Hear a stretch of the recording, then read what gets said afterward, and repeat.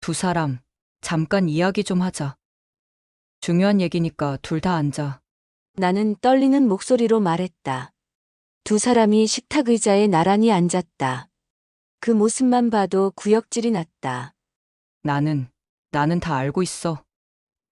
뭘? 순이가 아무렇지도 않게 물었다. 너희 둘이 허구한 날, 나 옆에 두고 뭔 짓거리들을 하고 있는지 다 알고 있다고. 목소리가 떨렸다. 남편과 순이의 얼굴이 순간 굳어졌다. 진영 엄마, 무슨 말이야? 남편이 시치미를 떼려고 했다. 베란다에서 하는 짓거리들을 내가 다 봤어. 한두 번이 아니고 한 달 전부터 알고 있었다고. 나는 소리쳤다. 아이들이 깰까봐 걱정되었지만 더 이상 참을 수 없었다. 잠깐의 침묵이 흘렀다. 남편과 순이가 서로를 바라봤다. 그리고 믿을 수 없는 일이 일어났다. 그래. 언니, 맞아. 차라리 잘 됐네. 순이가 오히려 당당하게 말했다. 뭐? 나는 귀를 의심했다. 맞다고, 언니. 우리 사랑하는 사이야. 사랑? 사랑이라고? 내 남편과 내 동생이 사랑한다고? 너 미쳤어? 미치지 않았어. 우리는 진짜 사랑해. 순이의 눈빛이 당당했다. 조금의 죄책감도 미안함도 없었다. 당신도 그렇게 생각하는 거야? 나는 남편을 바라봤다. 남편이 고개를 끄덕였다. 미안해, 순자야. 하지만 어쩔 수 없었어. 어쩔 수 없었다고? 당신들 지금 무슨 말을 하는 거야?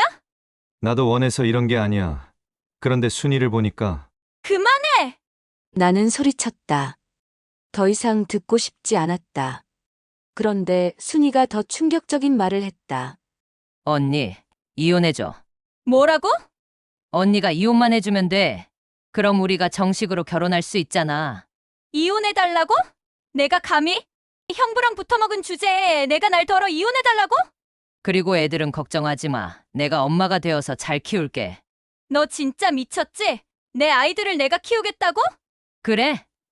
언니보다 훨씬 잘 키울 자신 있어. 그 순간 머리끝까지 화가 치밀어 올랐다. 이 미친년이! 이 더러운 년! 나는 순이의 뺨을 때렸다.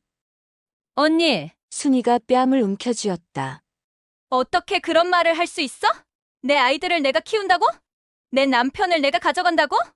언니, 진정해. 진정하라고? 내가 어떻게 진정해? 이 짐승만도 못한 거자 내 모든 것을 빼앗을 작정이었네? 남편이 나를 말렸다. 순자야, 일단 진정하고 미친 새끼야. 내가 우리 둘을 가지고 놀아? 하며 이번에는 남편의 뺨을 갈겼다. 너 같으면 진정하겠냐? 너도 입 다물어. 내가 무슨 자격으로? 언니, 어차피 우리는 이미 사랑하는 사이야. 언니가 우기면 뭐해? 이미 게임 끝난 거라고. 차라리 잘 됐어. 어차피 결과는 마찬가지니까. 순이의 말이 마지막 일침이었다. 나는 올해 67세 순자다. 작은 시골에서 일남 오녀 중 넷째 딸로 태어났다. 나는 지금 생각해보면 어릴 적에는 형제는 많고 먹을 것은 없고 가난했지만 엄마 아버지 형제들과 오순도순 살았던 시절이 참 좋았다. 우리 집은 정말 가난했다. 아버지는 얼마 되지 않은 논밭에서 일하셨고 어머니는 집안일에 농사일까지 도맡아 하셨다. 6남매를 먹여 살리기에는 너무 빠듯했다. 밥상에 올라오는 반찬이라고는 김치, 된장, 나물 정도가 전부였다. 고기나 생선은 명절이나 되어야 한두 점씩 먹을 수 있었다. 점심 한 끼는 고구마나 감자로 때우기 일쑤였다. 그래도 우리는 행복했다.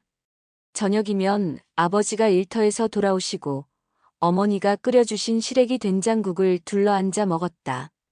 나는 된장국에 밥 말아 먹는 걸 좋아했다. 순자야, 많이 먹어라. 어머니가 나물을 조금 더 올려주시면 그렇게 고마울 수가 없었다. 형제들과 한 방에서 옹기종기 모여 자는 것도 좋았다. 큰언니는 맞으라 늘 동생들을 챙겨줬고 둘째 언니는 웃음이 많아서 집안 분위기를 밝게 해줬다. 셋째 언니는 조용하지만 속이 깊었다. 막내 남동생은 남자라고 항상 혼자만 모든 걸 독차지했고 어머니 아버지도 모든 관심사가 막둥이 남동생에게만 허용적이었다. 언니들도 그런 남동생을 자식처럼 잘 돌봐주고 챙겼다. 막내 동생은 항상 귀여워서 모두의 사랑을 받았다. 사실 큰언니와 둘째 언니는 많이 힘들었을 것이다. 큰언니는 초등학교를 겨우 졸업하고 어머니 일을 도와야 했다. 집안일, 농사일, 동생들 돌보기까지 모든 걸 떠맡았다.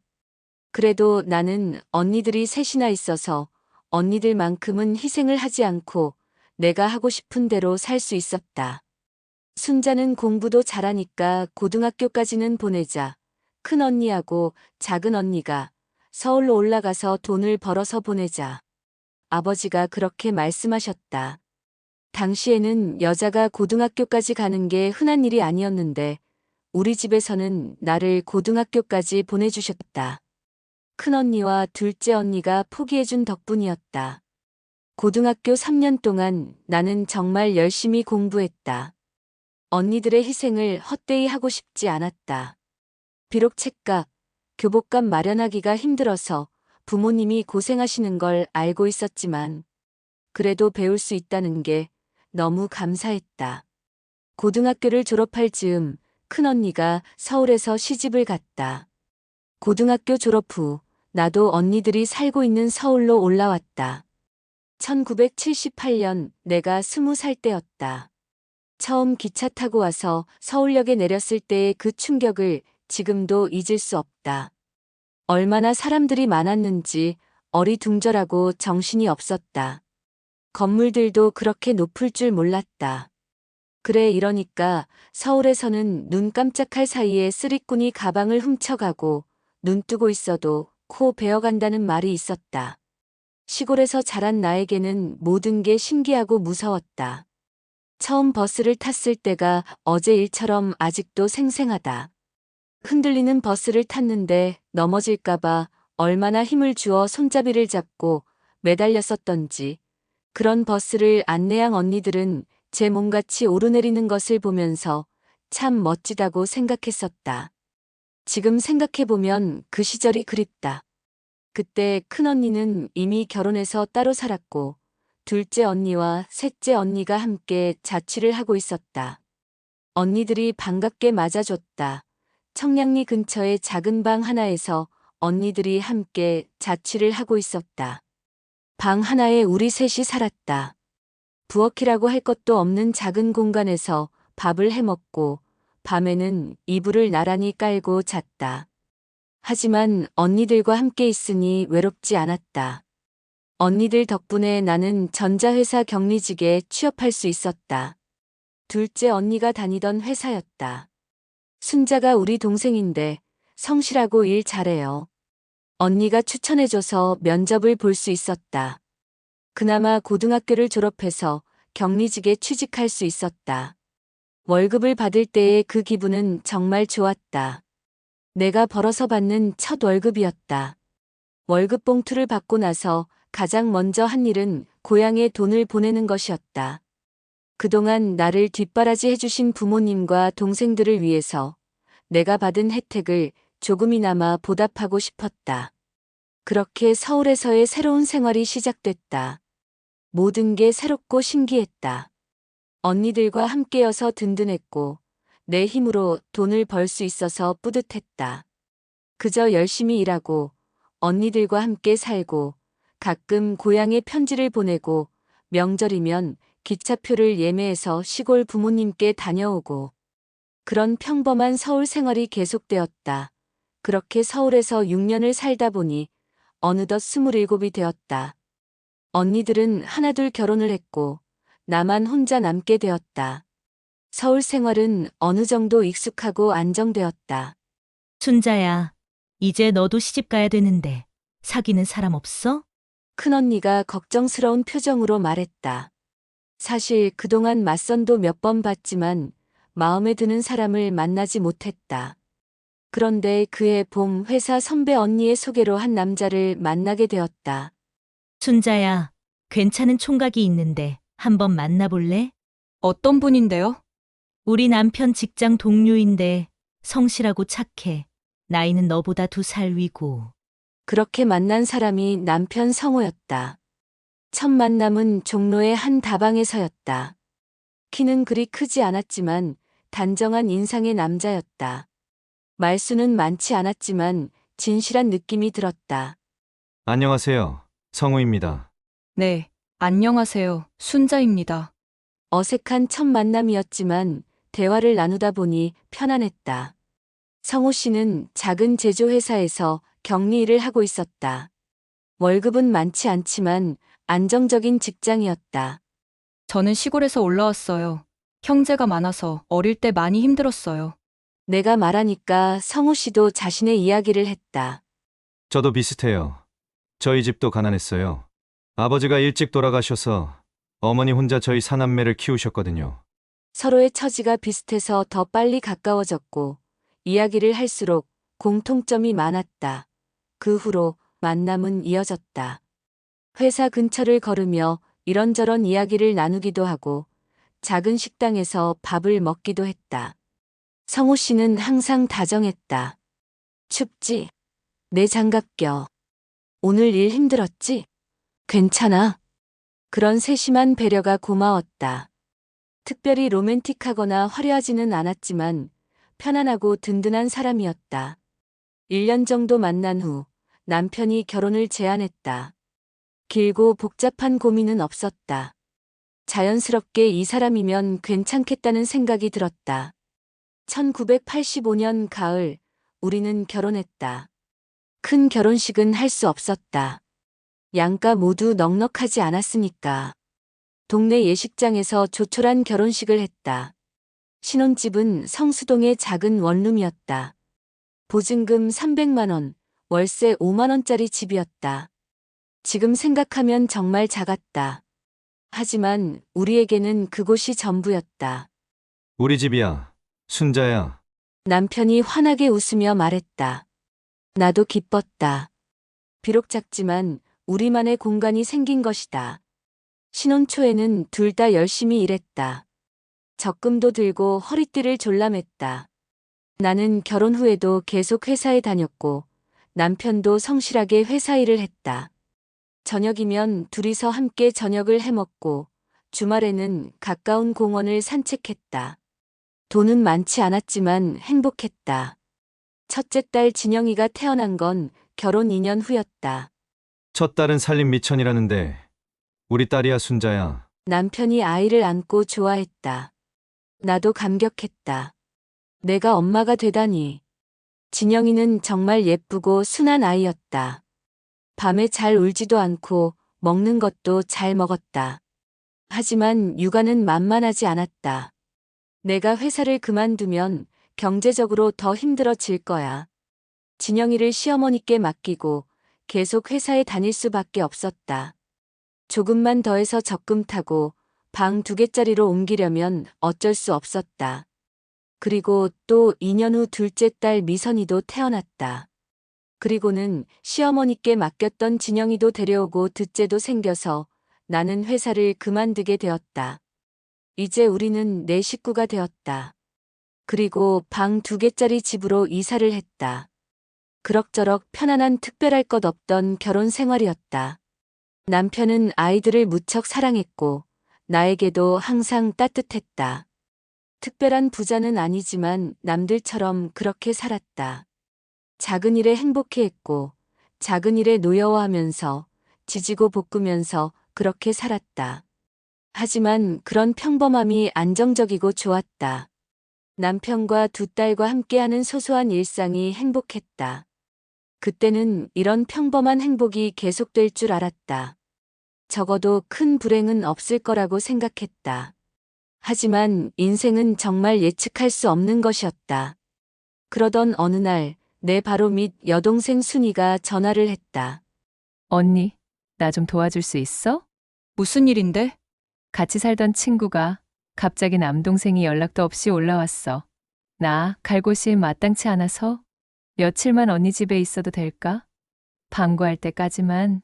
순이는 나보다 3살 어린 바로 밑에 동생이었다. 6남매 중에서 나는 순이와 제일 가까웠고 친했었다. 어릴 때부터 순이를 많이 챙겨줬고 서울 올라온 후에도 자주 만나며 지냈다. 그래? 우리 집으로 와 있어. 집 문제 해결될 때까지 있어도 돼. 정말? 고마워, 언니. 남편에게 말했다. 진영 아빠, 순이가 집 문제로 잠깐 우리 집에 와 있어도 될까? 그럼 가족인데 당연하지. 처제한테 편하게 오라고 해. 남편도 흔쾌히 오라고 했다. 순이는 그렇게 우리 집으로 들어왔다. 처음에는 잠깐만 있을 거라고 했는데 생각보다 집 구하는 일이 쉽지 않나? 한 달, 두 달이 지나도 나가지 않았다. 하지만 동생과 함께 사는 것은 크게 어려움이 없었다.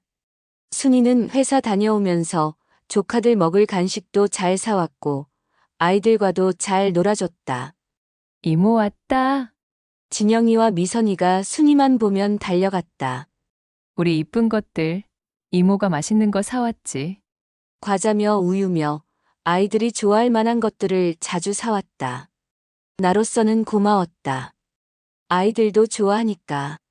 순이는 또 집안일도 도와줬다. 언니, 설거지는 내가 할게.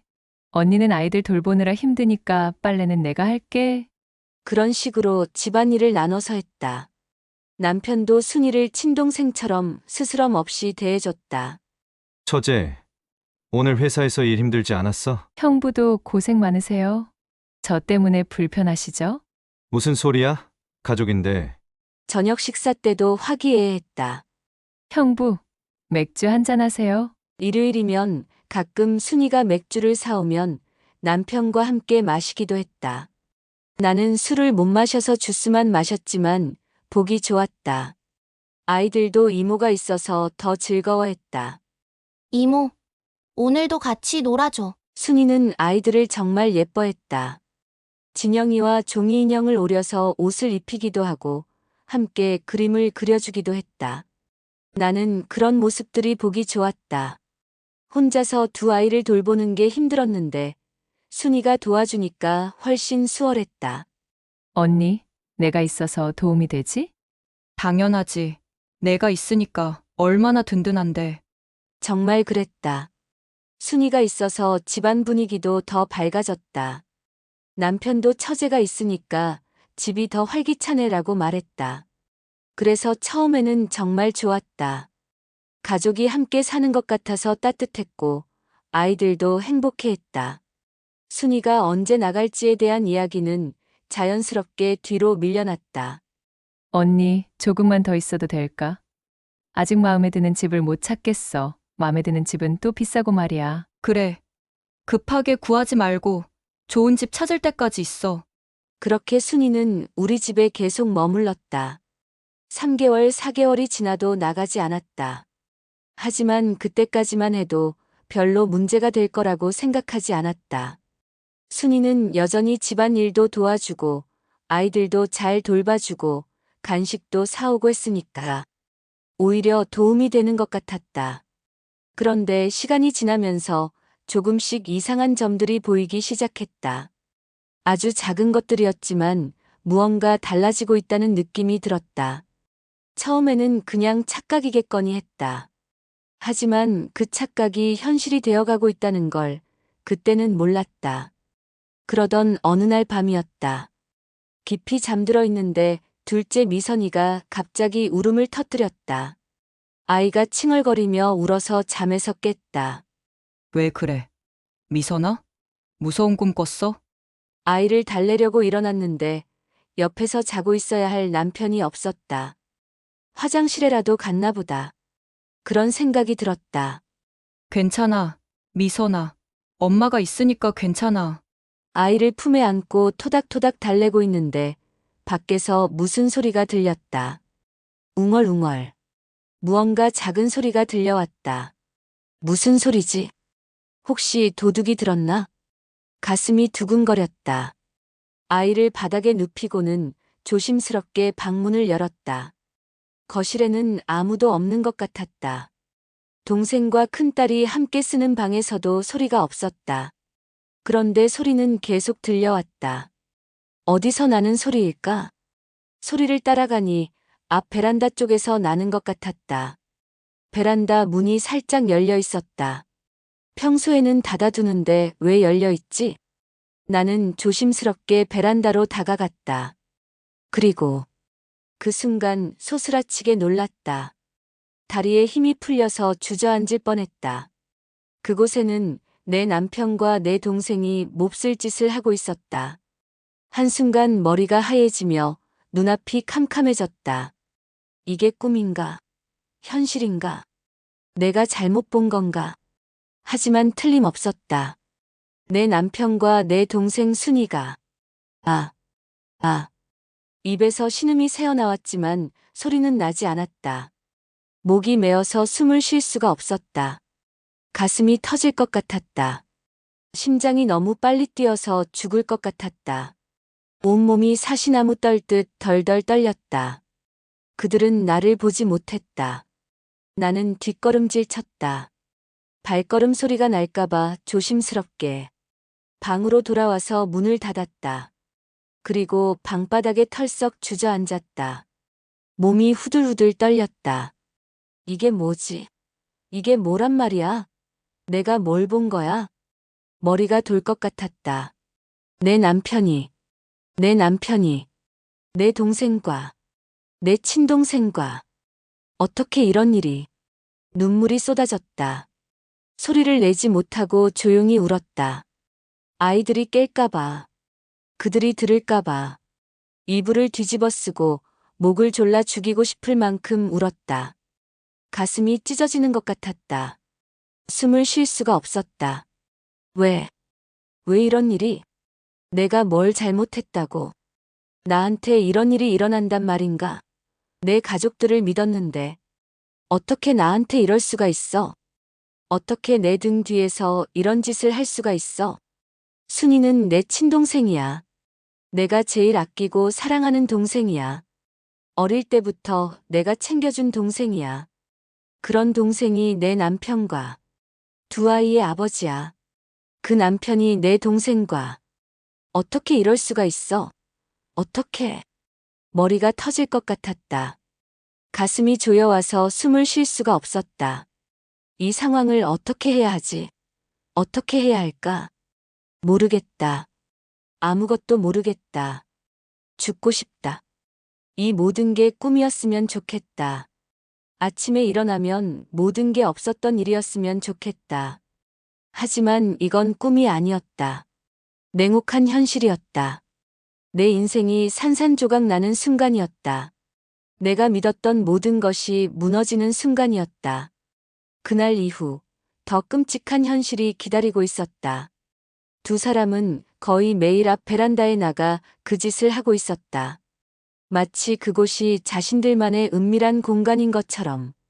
처음에는 우연히 한 번 본 것이라고 실수였다고 생각하고 싶었다.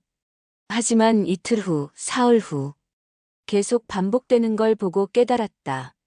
이게 우연이 아니라는 걸. 이미 오래전부터 계속되어 온 일이라는 걸. 밤마다 나는 잠을 못 이뤘다. 아이들이 잠들고 나면 나는 울었다. 남편이 슬며시 일어나는 소리, 베란다 문이 열리는 소리, 순이가 방에서 나오는 발소리, 모든 소리가 내 귀에 박혔다. 그리고 나는 이불을 뒤집어 쓰고 울었다. 소리 내지 않고 숨죽여 울었다. 어느 날 밤 도저히 참을 수 없어서 몰래 나가봤다. 그 광경을 보고 나는 그 자리에 얼어붙어 서 있었다. 다리가 마비된 것처럼 움직일 수 없었다. 한참을 그렇게 서 있었다. 내가 악몽을 꾸고 있는 건가? 이게 정말 현실인가? 내 남편과 내 동생이 정말 저런 짓을 하고 있는 건가? 믿고 싶지 않았다. 인정하고 싶지 않았다. 방으로 황급히 들어와서는 정신을 차릴 수 없었다. 온몸이 떨리고 심장이 터질 것 같았다. 숨을 쉬기 힘들었다. 그리고 나는 며칠을 그렇게 보냈다. 아무 내색도 하지 않고 누구에게도 말도 하지 못한 채 아침이면 평상시처럼 아이들 밥을 차려주고 진영 아빠 아침 드세요. 순이야 회사 늦지 않아? 그런 평범한 말들을 했다. 하지만 내 목소리는 떨리고 있었다. 내 손은 부들부들 떨리고 있었다. 남편과 동생을 보면 구역질이 날 것 같았다. 어떻게 그렇게 태어날 수 있는지, 어떻게 아무렇지도 않은 듯 나를 바라볼 수 있지? 순자야, 어디 아파? 얼굴이 안 좋은데? 남편이 걱정하는 척 물었다. 걱정하는 척이라니. 이제는 그 모든 게 가짜로 보였다. 아니에요. 괜찮아요. 거짓말이었다. 괜찮지 않았다. 죽을 것 같았다. 순이를 보는 것도 고통스러웠다. 언니, 무슨 일 있어? 어디 아파? 요즘 이상해. 순이가 아무렇지도 않게 물었다. 이 아이가 어떻게 이럴 수 있지? 어떻게 내 얼굴을 똑바로 보고 이런 말을 할 수 있지? 내 친동생이 어떻게? 아무것도 아니야. 나는 그렇게 대답할 수밖에 없었다. 뭐라고 말해야 할지 모르겠었다. 밤에는 더 괴로웠다. 남편이 내 옆에 누워있는 것 자체가 견딜 수 없었다. 생각만 해도 토할 것 같았다. 남편과 살짝 스치기만 해도 온몸에 소름이 돋았다. 순자야, 왜 그래? 요즘 이상해. 그렇게 피해왔다. 아이들을 보면 더 가슴이 아팠다. 엄마, 왜 울어? 5살 진영이가 물었다. 엄마 안 울어. 왜? 엄마 눈이 빨개졌어. 아이들 앞에서까지 눈물이 나는 내 모습이 한심했다. 하지만 어쩔 수 없었다. 내가 본 게 사실이라면 불쌍한 우리 아이들은 어떡하나? 아빠와 이모가 그런 사이라는 걸 알게 되면 어떡하나? 나는 어떻게 살아야 하나? 이혼을 해야 하나? 그럼 아이들은 혼자서 2아이를 키울 수 있을까? 동생을 어떻게 해야 하나? 내쳐야 하나? 그럼 우리 가족들은 뭐라고 할까? 남편을 어떻게 해야 하나? 따져야 하나? 그럼 이 집은 어떻게 되나? 생각할수록 막막했다. 답이 없었다. 결론 없는 생각만 끝이 없이 하고 있었다. 매일매일이 지옥 같았다. 밥맛도 없고 잠도 못 자고 아이들 얼굴도 제대로 못 보겠고 거울을 보면 완전히 다른 사람이 되어 있었다. 죄가 없는 나는 점점 야위고 초췌하고 눈은 퀭하게 들어가고 이런 내 모습을 보고도 그들은 아무렇지도 않고 가끔 눈빛을 마주치며 둘만의 미묘한 표정을 할 때 2사람은 행복해 보였다. 그게 더 충격이었다. 내가 이렇게 고통받고 있는데 그들은 여전히 그 짓을 계속하고 있었다. 내가 죽어가고 있는데 그들은 행복해하고 있었다. 어떻게 사람이 이럴 수 있을까? 어떻게 내 앞에서 그렇게 태어날 수 있을까? 양심이라는 게 없는 건가? 죄책감이라는 게 없는 건가? 나는 매일 울면서 잠들었고, 그리고 매일 울면서 일어났다. 이런 생활이 언제까지 계속될 수 있을까? 나는 언제까지 이렇게 참고 살아야 할까? 하지만 아직 용기가 없었다. 모든 걸 다 내려놓을 용기가. 새로 시작할 용기가. 그래서 그냥 하루하루를 버텼다. 죽을 것 같아도 버텼다. 아이들 때문에라도 버텨야 했다. 하지만 언젠가는 결정해야 할 때가 올 것이다. 이 지옥 같은 상황을 언제까지 방치할 수는 없을 테니까. 그렇게 한 달을 더 견뎠다.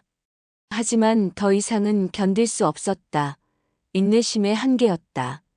매일 밤 그들의 짓을 지켜보는 것도, 낮에 아무렇지도 않은 듯 연기하는 것도, 아이들 앞에서 거짓말하는 것도 모든 게 한계였다. 어느 날 저녁 아이들을 재운 후에 나는 결심했다. 더 이상 모르는 척할 수 없다고. 거실에서 텔레비전을 보고 있던 남편과 순이를 불렀다. 2사람, 잠깐 이야기 좀 하자. 중요한 얘기니까 둘 다 앉아. 나는 떨리는 목소리로 말했다. 2사람이 식탁 의자에 나란히 앉았다. 그 모습만 봐도 구역질이 났다. 나는 다 알고 있어. 뭘? 순이가 아무렇지도 않게 물었다. 너희 둘이 허구한 날, 나 옆에 두고 뭔 짓거리들을 하고 있는지 다 알고 있다고. 목소리가 떨렸다. 남편과 순이의 얼굴이 순간 굳어졌다. 진영 엄마, 무슨 말이야? 남편이 시치미를 떼려고 했다. 베란다에서 하는 짓을 내가 다 봤어. 한두 번이 아니고 한 달 전부터 알고 있었다고. 나는 소리쳤다. 아이들이 깰까봐 걱정되었지만 더 이상 참을 수 없었다. 잠깐의 침묵이 흘렀다. 남편과 순이가 서로를 바라봤다. 그리고 믿을 수 없는 일이 일어났다. 그래. 언니, 맞아. 차라리 잘 됐네. 순이가 오히려 당당하게 말했다. 뭐? 나는 귀를 의심했다. 맞다고, 언니. 우리 사랑하는 사이야. 사랑? 사랑이라고? 내 남편과 내 동생이 사랑한다고? 너 미쳤어? 미치지 않았어. 우리는 진짜 사랑해. 순이의 눈빛이 당당했다. 조금의 죄책감도 미안함도 없었다. 당신도 그렇게 생각하는 거야? 나는 남편을 바라봤다. 남편이 고개를 끄덕였다. 미안해, 순자야. 하지만 어쩔 수 없었어. 어쩔 수 없었다고? 당신들 지금 무슨 말을 하는 거야? 나도 원해서 이런 게 아니야. 그런데 순이를 보니까 그만해! 나는 소리쳤다. 더 이상 듣고 싶지 않았다. 그런데 순이가 더 충격적인 말을 했다. 언니, 이혼해줘. 뭐라고? 언니가 이혼만 해주면 돼. 그럼 우리가 정식으로 결혼할 수 있잖아. 이혼해달라고? 내가 감히? 형부랑 붙어먹은 주제에 내가 날 덜어 이혼해달라고? 그리고 애들은 걱정하지 마. 내가 엄마가 되어서 잘 키울게. 너 진짜 미쳤지? 내 아이들을 내가 키우겠다고? 너 이렇게 뻔뻔하고 간악한 인간이었어? 그 순간 머리끝까지 화가 치밀어 올랐다. 이 미친년이! 이 더러운 년! 나는 순이의 뺨을 때렸다. 언니, 순이가 뺨을 움켜쥐었다. 어떻게 그런 말을 할 수 있어? 내 아이들을 내가 키운다고? 내 남편을 내가 가져간다고? 언니, 진정해. 진정하라고? 이 짐승만도 못한 거사, 내 모든 것을 빼앗을 작정이었네. 남편이 나를 말렸다. 순자야, 일단 진정하고. 미친 새끼야. 내가 우리 둘을 가지고 놀아? 하며 이번에는 남편의 뺨을 갈겼다. 너 같으면 진정하겠냐? 너도 입 다물어. 내가 무슨 자격으로? 언니, 어차피 우리는 이미 사랑하는 사이야. 언니가 우기면 뭐해? 이미 게임 끝난 거라고. 차라리 잘 됐어. 어차피 결과는 마찬가지니까. 순이의 말이 마지막 일침이었다. 이미 끝났다고. 내 결혼이 끝났다고. 너는 내 동생이야. 내가 얼마나 아끼고 사랑했는데. 나도 언니를 사랑했어. 하지만 형부를 더 사랑하게 됐어. 형부를 더 사랑하게 됐다고. 언니, 미안해. 하지만 사랑은 어쩔 수 없는 거잖아. 사랑이 어쩔 수 없는 거라고. 그럼 내 마음은? 내 아픔은? 내 인생은 어쩔 수 있는 거야?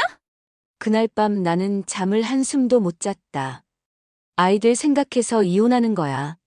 너 같은 이런 짐승 같은 사람이 아빠라는 사실이 끔찍하고 싫어서 아이들과 함께 살게 할 수는 없어. 아이들 양육권만 나한테 줘. 그리고 너희들 맘대로 해. 이 더러운 것들. 그 과정에서 순이는 태연하게 성우와 함께 살았다. 우리 집에서. 내가 떠난 그 집에서. 결국 나는 아이들과 함께 쫓겨나듯 집을 나왔다. 재산도 거의 받지 못했다. 집도, 돈도, 남편도 모든 걸 잃었다. 그리고 동생과도 죽이지 못하는 원수가 되었다. 언니, 나 원망하지 마. 이게 다 운명이야. 이혼 후 순이가 내게 한 마지막 말이었다. 운명이라고? 내 인생을 망친 게 운명이라고? 너는 언젠가는 더 큰 벌을 받게 될 거다 두고 봐. 내가 두 눈 부릅뜨고 꼭 지켜볼 거야. 나는 순이의 얼굴을 똑똑히 기억해 두었다. 절대 용서하지 않겠다고 다짐했다. 내 남편을 빼앗고, 내 집을 빼앗고, 내 아이들까지 빼앗으려 했던 그 얼굴을. 그렇게 나는 이혼녀가 되었다. 모든 게 처음부터 다시 시작이었다. 하지만 그때는 몰랐다. 이게 끝이 아니라 또 다른 시작일 뿐이라는 걸. 이혼 후 7년이 지났다. 나는 두 아이와 함께 작은 지하 전셋방에서 살며 작은 회사 격리 일을 하고 있었다. 힘들었지만 그래도 평온했다. 적어도 배신당할 일은 없었으니까. 그런데 어느 날 큰언니로부터 충격적인 전화를 받았다. 순자야, 너한테 할 얘기가 있어. 뭔데, 언니? 순이가 말이야. 순이가 많이 아파서 얼마 남지 않았다더라. 뭐라고? 전화기를 떨어뜨릴 뻔했다. 그 뻔뻔하던 순이가 얼마 남지 않았다고. 그래서 말인데 내가 그래도 한번 병원으로 찾아가 보면 어떨까? 순이가 너를 많이 찾는데 꼭 죽기 전에 너 한번 보게 해달라고 매일 성우한테 부탁하나 보더라. 그리고 더 충격적인 게 있어. 큰언니의 목소리가 떨렸다. 뭔데? 순이가 하는 말이 순이 아들 말이야. 성우 아들이 아니라고 하더라. 얼마 전에 성우한테 고백했다는 거야. 가슴이 철렁했다. 누구 자식인지는 순이가 끝까지 말하지 않았대. 하지만 성우 아이는 아니라고 분명히 했다는 거야. 나는 그 자리에 주저앉았다. 그리고 그게 성우가 그동안 아들로 알고 키웠는데 어떻게 하냐면서 아들을 자기가 키우겠다고 하더라. 뭐, 순이가 아들을 성우한테 부탁했다는 거야. 자기 대신 키워달라고. 정신이 아찔했다. 순자야, 너 괜찮아? 엉? 엉 괜찮아. 하지만 괜찮지 않았다. 전혀 괜찮지 않았다. 내 남편을 빼앗고 내 집을 빼앗고 나와 내 자식들의 인생을 망친 그 여자가 이제 며칠 안 남았다니. 복잡한 감정이 몰려왔다. 내가 악담을 퍼부었더니 벌 받은 건가? 아니야, 내가 맘속으로 매일 분해하면서 저주를 퍼부었던 게 순이한테 나쁜 일이 생기는 건가? 그런 생각하니 무섭고 소름이 끼쳤다. 어떻게 해야 할까? 사실 나는 순이를 꼴도 보기 싫었다. 당장 죽는다고 해도 어쩔 수 없었다. 자기가 잘못한 일을 죽을 때 되니까 단지 미안하다는 말 한마디로 맘 편하게 눈을 감겠다. 어림도 없지. 별의별 생각이 다 들었다. 며칠 후 성우가 찾아왔다. 순자야, 할 말이 있어. 뭔데요? 사실은 순이 일 때문에 왔어. 성우가 말을 머뭇거렸다. 순이 일 무슨 일인데요? 아들 낳고 불불 떨면서 행복하게 잘 살고 있는 거 아니었어요? 미안하다. 미안한데 순이 한 번만 만나주면 안 될까? 진짜 시간이 얼마 남지 않았어. 죽기 전에 너를 꼭 한 번 보고 싶어 해. 무슨 낯짝으로 나를 보고 싶어 해? 내 인생, 우리 아이들 인생 다 망쳐놓고 지 행복 찾았으면 됐지. 죽여버리고 싶은 거 꾹꾹 참고 살고 있는 사람 이제 와서 왜 또 괴롭히는 거예요? 이제 와서 나를 왜 보고 싶냐고? 기가 막혀서 말이 안 나오네. 머리가 돌 것 같았다. 순자야, 정말 미안하다. 이런 복잡한 일에 너를 휘말리게 해서 다 내 잘못이야. 미안하다고? 이게 미안하다는 말로 끝날 일이야? 세상에 이런 일이 있을 수 있나? 내 인생은 도대체 뭐였을까? 거짓과 배신으로 가득 찬 내 인생이 너무 처참했다. 그래, 죽은 사람 소원도 들어준다는데 그 두꺼운 낯짝으로 무슨 말을 하고 싶어서 나를 보고 싶어 하는지 드러나 보자. 사흘 후 나는 순이가 입원해 있다는 병원에 갔다. 병실로 들어가니 산소 호흡기를 꽂고 기계를 주렁주렁 달고 눈을 감고 있었다. 너무도 야위어서 예전의 순이의 모습은 찾아볼 수가 없었다. 그 모습이 충격적이었다. 침대 앞에 순이라는 이름이 쓰여 있지 않았으면 알아볼 수가 없을 정도였다. 내가 들어가니 순이가 가늘게 눈을 떴다. 나를 보며 순이는 아주 작은 목소리로 언니라고 했다. 그렇게 악다구니하고 내 인생 망가뜨렸으면 잘 살지. 왜 아프고 지랄이야? 사실 마음과는 다른 말이 터져 나왔다. 순이의 모습은 너무 놀랍고 충격적이었다. 언니, 순이의 눈에 눈물이 고였다. 와줘서 고마워. 내가 정말 잘못했어. 그래서 나 벌 받나 봐. 그런 게 어딨어? 얼른 털고 일어나. 언니, 내가 정말 미쳤었어. 정말. 미안해. 사실은 내가 형부를 유혹했어. 형부는 언니를 정말 사랑했어. 근데 내가 만나는 남자마다 개차반 같고 술에 폭행을 일 삼는 사람들만 만나는데, 언니네 집 갔는데, 형부가 너무 다정하고 안정적이고, 언니가 너무 행복해 보이는 거야. 순이는 가쁜 숨을 한참을 고르고는 계속했다. 그런 순이의 눈에서는 하염없이 눈물이 흘렀다. 그래서 내가 너무 배 아프고 시기 질투가 났어. 그래서 내가 형부를 유혹했는데 처음에는 아예 나를 보지도 않았어.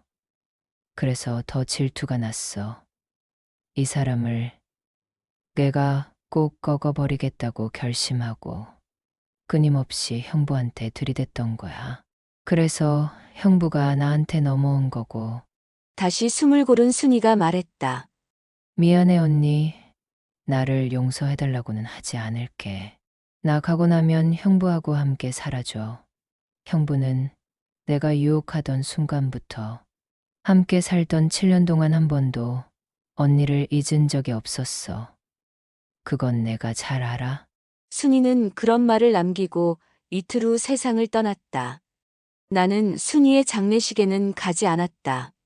이 마음은 또 뭔가 정말 여러 가지 형용할 수 없는 이 마음을, 아프면서 홀가분하기도 하고 분하기도 한 이 마음을. 그래, 인과응보구나. 남의 가정을 파괴한 대가를 받는구나. 그런 생각이 들었다. 하지만 다른 한편으로는 마음이 아팠다. 어쨌든 내가 어릴 때부터 예뻐했던 동생이었으니까. 어찌해야 하나. 그 후 나는 전 남편과 함께 살지는 않았다. 아니, 절대 살고 싶지 않았다. 요즘은 가끔, 아주 가끔 전화통화는 한다. 아이들 때문에. 그냥 이 정도면 충분했다. 이 나이가 되어 뒤돌아보니 그 젊은 나이에 그것밖에 못 살고 가려고 그렇게 애를 썼나 하는 안타까운 생각도 든다. 그 짧은 인생밖에 못 살 것을 알아서 본능적으로 그렇게 살았을까? 사랑이라고 했지만 그게 진짜 사랑이었을까? 아니면 그냥 자신만의 욕심이었을까? 남의 가정을 파괴한 대가를 받는구나. 그런 생각이 들었다. 그 짧은 인생에서 뭘 그렇게 간절히 원했던 걸까? 내 것을 빼앗으면서까지 얻고 싶었던 게 뭐였을까? 결국 모든 걸 얻지도 못하고 세상을 떠났는데 지금도 가끔 순이 생각이 난다. 미워하다가도 불쌍하고 불쌍하다가도 다시 화가 난다. 그런 복잡한 감정이 67세가 된 지금까지도 계속된다. 어쩌면 내가 죽을 때까지 계속될지도 모르겠다. 순이에 대한 이 엇갈리는 마음 말이다. 이런 마음이야말로 애증인가?